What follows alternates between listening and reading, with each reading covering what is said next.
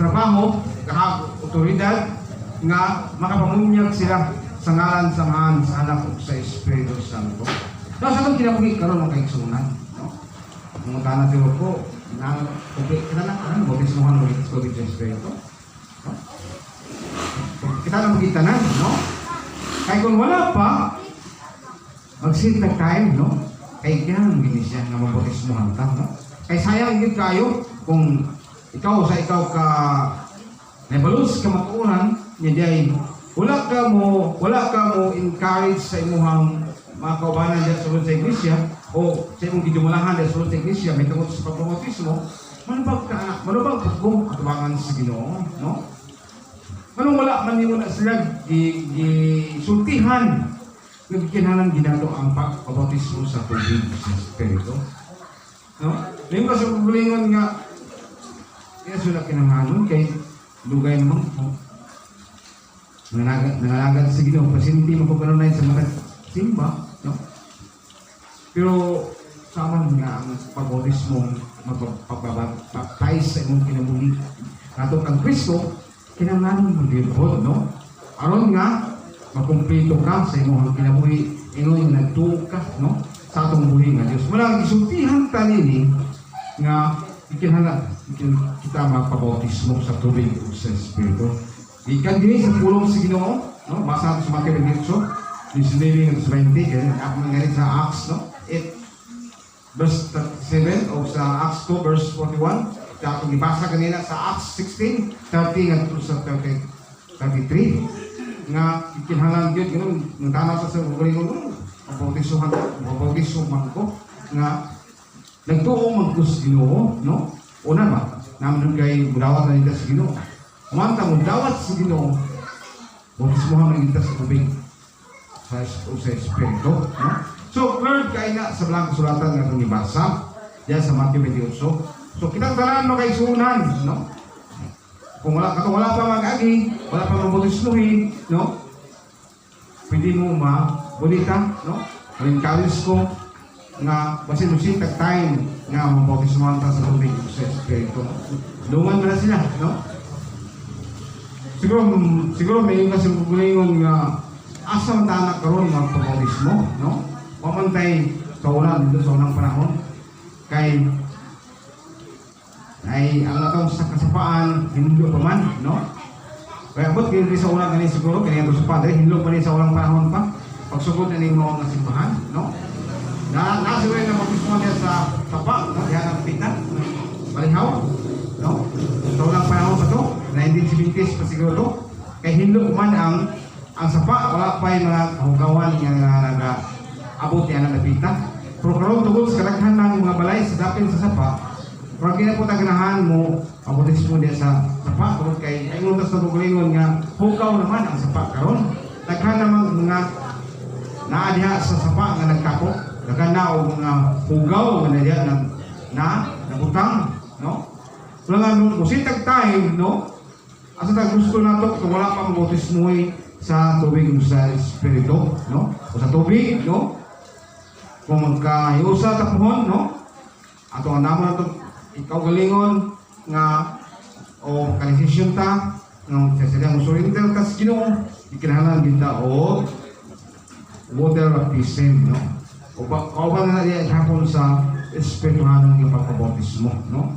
Mula sa itong kinabuhi, kung midawat ang sa Ginoo, may lantakyan ang Diyos sa itong kinabuhi, isang siya sa kuman o suko sa ni Kristo na namupabautismo ngayon kita, no? Hoping dili nato ni siya ingon nga i-deny sa itong kinabuhi. Dili nato ni siya ingon nga okay naman karon. Okay naman ko nga nangangagad naman ko sa Ginoo. Hindi naman siguro kinahanglan pa nga ang bautismo. Kamagod sa atong gisulti na ako kanina, subok mo gini, pinangi ni Kristo.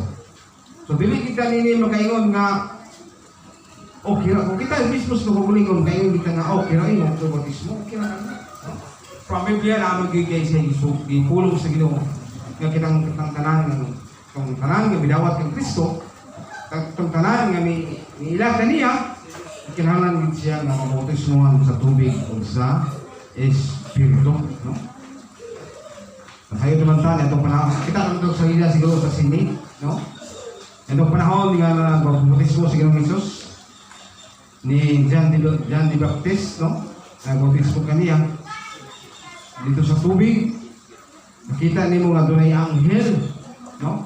Doon ay sa pati, hulit balang espiritu ng maradagway silang pati nga may tumpa sa abagan ni Ginoong Hesus.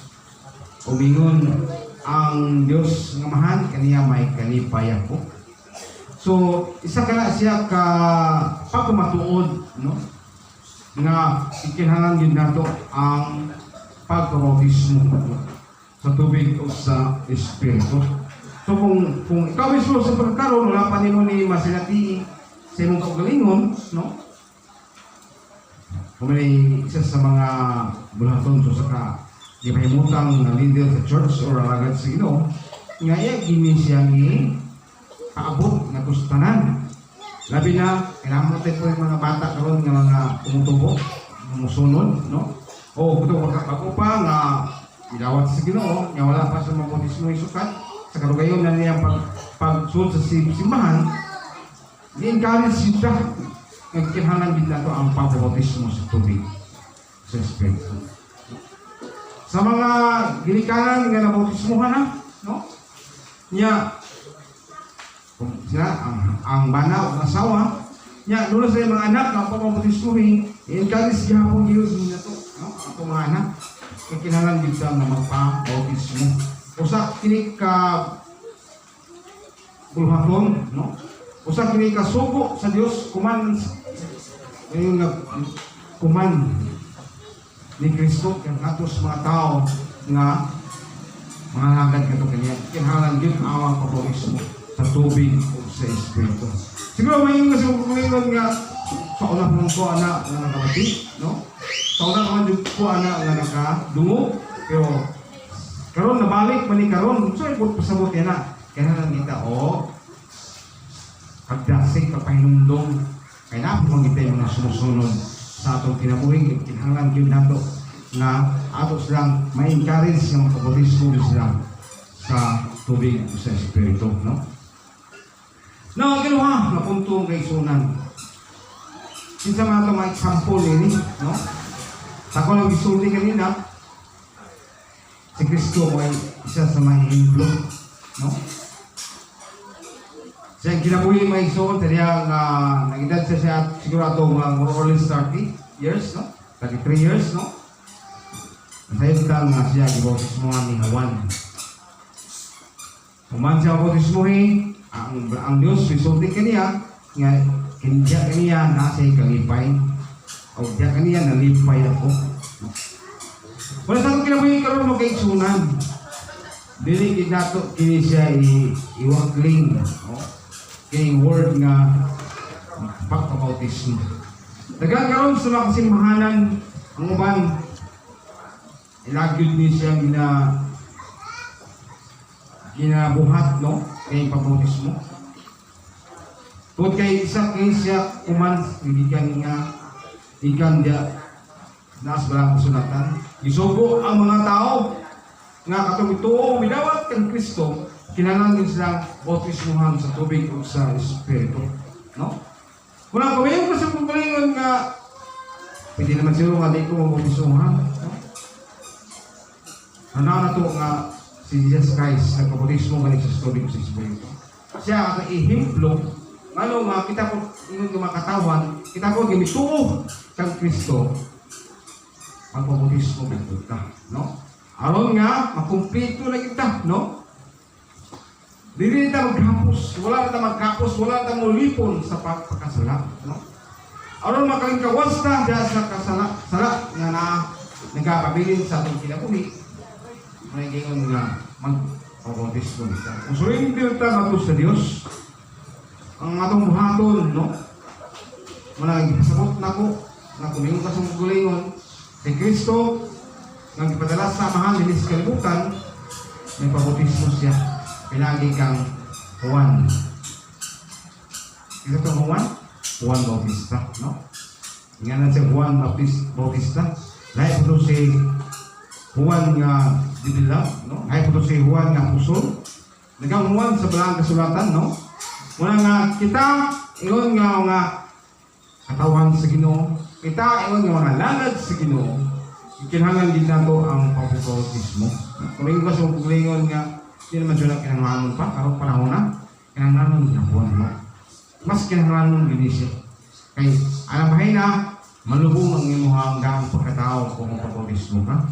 Kung malubong to, kung pasabot niya na, nga ang sunod nga may tapos si mong kinabuhi at ubangan sa Ginoo, matawag na ka o hinlo na ubangan sa Ginoo. No? Kaya ka na kinahanglan din ini. No? Ako nagkinahanglan ako, manaman ko. No? Ang uban na manang na bautismo sa Espiritu. Ang uban na wala pa, i-encourage sila ko, ako siya idasig kayo kinato. Ang kinahanglan din nga makabautismo sa tubig o sa Espiritu. Niya ako nagsulti yung ganina, nga si Kristo mo ito ang ihimplok, no? Yan ang mahina sa kanyang bulaton. Yan, kung ito masawa ng Matthew 13, no? Matthew 3, versikulo 13, ano na isulti diha, no?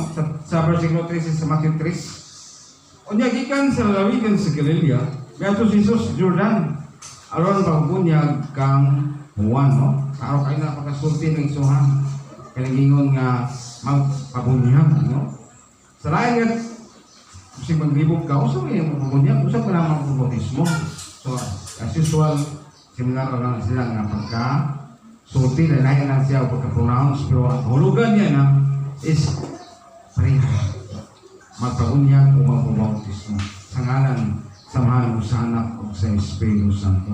Isa rin siya sa i-encourage, pagkasig ka na to, no?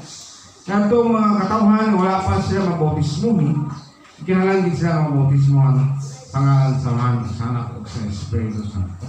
No? Kung wala pa ka mabautismo, no? Musitag pa lang, decision ka sa mga kagalingon na mabautismo ko kay kinahanglanon magiging kay sugok magiging ni Kristo. Itong mga katauhan, midawat ka niya, mituog ka niya, kinahanglan din nga siya bautismohan sa tubig o sa Espiritu. No? Muna sa kinabuhi, mga isunan, usa kini ka, ako kayong pagpaabot kayo kinato. Nga kitang tanan, ingon nga, gusto mong ganita mga lagad sa Ginoo, gusto mong ganita nga makaabot o makasulod sa gingharian sa langit, o makabot na to, ang gusto niya hatag sa Diyos kanato, ning tanong na mga isunan, sa tinuod na mag-istorya. Hindi magiging mulungtad o dugay na yung kalimutan. Itagalan na magiging tuig sa mga kinabuhi. No? Kung supra pa niya na, salamat ta, kailangan pa na ito, kanunag yun, kapag pahinumdo, kailangan yun, kapag kinabuhi, nga mahiyong sa kabutoon sa Ginoo. Atak sayon kung sa pao sa Diyos sa atong kinabuhi, o di manggaling, bilagi sa paano sa utang, nga gustong utang, o di na kabilin ng kandutan. Kung wala ka kapaghandang sa iyong kinabuhi, wala ka pa, makadawat sige, dawat lang ka sa Ginoo, pero kulang pa ka niini, uy, kayo pagyaman ka. Pero kumpultihon na ito niya mga isunan. Aron nga maangkod din nato ang tinuod nga kasiguruhan sa atong pagpangalagat at kinabuhi ng panahon ng kanon. Bisan asa ka mo ato, no? Kayong tao nga miswing na sa Ginoo. Kayong tao